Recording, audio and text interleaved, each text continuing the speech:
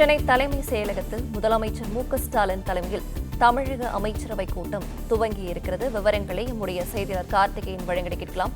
கார்த்திகேயன், வணக்கம். இந்த அமைச்சரவை கூட்டம் தொடர்பான விரிவான விவரங்கள். தமிழக அமைச்சரவை கூட்டம் முதலமைச்சர் மு.க.ஸ்டாலின் அவர்கள் தலைமையில் தற்போது துவங்கி நடைபெற்று வருகிறது. சென்னை தலைமைச் செயலகத்தில் இருக்கக்கூடிய அமைச்சரவை கூட்டரங்கில் இந்த அமைச்சரவை கூட்டமானது துவங்கி இருக்கிறது. குறிப்பாக முதலீடுகள் ஈர்ப்பது தொடர்பாக தமிழகத்தில் பல்வேறு முதலீடுகளை உலக முதலீடுகளை ஈர்ப்பதற்காக முதலமைச்சர் மு.க.ஸ்டாலின் அவர்கள் அமெரிக்க சுற்றுப்பயணம் மேற்கொள்ள இருக்கிறார். வருகிற 27ஆம் தேதி அமெரிக்கா செல்ல இருக்கிறார் முதலமைச்சர். இந்த விவகாரம் தொடர்பாகவும் அதே நேரத்தில் ஏற்கனவே நடந்து முடிந்திருக்கக்கூடிய முதலீட்டாளர்கள் மாநாட்டில் ஈர்க்கப்பட்டிருக்கக்கூடிய முதலீடுகள், அதற்கான தொழில் நிறுவனங்களுக்கு புரிந்துணர்வு ஒப்பந்தங்கள் மேற்கொள்ளுதல், பல்வேறு விஷயங்கள் தொடர்பாக இந்த கூட்டத்தில் விரிவாக ஆலோசிக்கப்பட இருக்கிறது. அதே நேரத்தில் அமெரிக்க சுற்றுப்பயணம் மூலமாக பல்வேறு அமெரிக்கா சார்ந்த தொழில் நிறுவனங்களுடைய முதலீடுகளை தமிழகத்தில் செய்ய இருக்கிறார்கள். இதன் மூலமாக ஆயிரக்கணக்கான இளைஞர்களுக்கு வேலைவாய்ப்பு கிடைக்க இருக்கிறது. எனவே இது தொடர்பாகவும் விரிவாக ஆலோசிக்கப்படும் என்று சொல்லப்படுகிறது.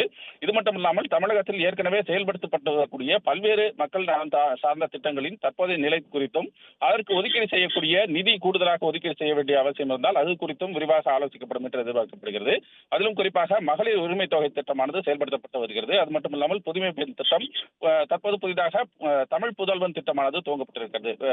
அரசு பள்ளியில் பயிலக்கூடிய மாணவர்களுக்கு உயர்கல்வி படிக்கும் பொழுது அவர்களுக்கு மாதந்தோறும் 1000 ரூபாய் வழங்கக்கூடிய தமிழ் புதல்வன் திட்டமும் சமீபத்தில் துவங்கப்பட்டிருக்கிறது.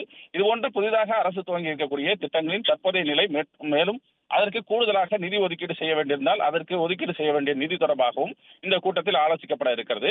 அது மட்டுமில்லாமல் அமைச்சரவையில் ஒரு சில அமைச்சர்களுடைய இலாக்காக்கள் மாற்றப்படும் என்று கடந்த ஒரு மாதமாக பல்வேறு தகவல்களானது வெளியாகி வருகிறது. இந்த இலாக்கா மாற்றம் செய்யலாமா அல்லது முதலமைச்சர் அமெரிக்க சுற்றுப்பயணம் முடித்த பிறகு அந்த மாற்றங்கள் செய்யலாமா என்பது தொடர்பாக ஒரு ஆலோசனை இருக்கும் என்று சொல்லப்படுகிறது. அது மட்டுமில்லாமல் உதயநிதி அவர்களுக்கு, தற்போது விளையாட்டுத்துறை அமைச்சராக இருக்கக்கூடிய உதயநிதி அவர்களுக்கு துணை முதலமைச்சர் பொறுப்பானது வழங்கப்படும் என்ற தகவலானது சமீப காலமாக வந்திருக்கிறது. இது தொடர்பாக முதலமைச்சரிடம் கேட்க பொழுதும் அதற்கு விரைவில் ஒரு நல்ல பதில் வரும் என்ற அடிப்படையில் தான் மூத்த அமைச்சர்கள் தெரிவித்திருக்கிறார்கள். இந்த சூழ்நிலையில் அமைச்சரவை கூட்டத்திலும் இந்த விவகாரம், அதாவது துணை முதலமைச்சர் பொறுப்பானது உதயநிதி அவர்களுக்கு வழங்கப்படுமா என்பது தொடர்பாகவும் ஒரு ஆலோசனையானது இருக்கும் என்று எதிர்பார்க்கப்படுகிறது. இதுபோன்ற பல்வேறு விஷயங்கள் தொடர்பாக இந்த அமைச்சரவை கூட்டத்தில் விரிவாக விவாதிக்கப்பட்டு வருகிறது.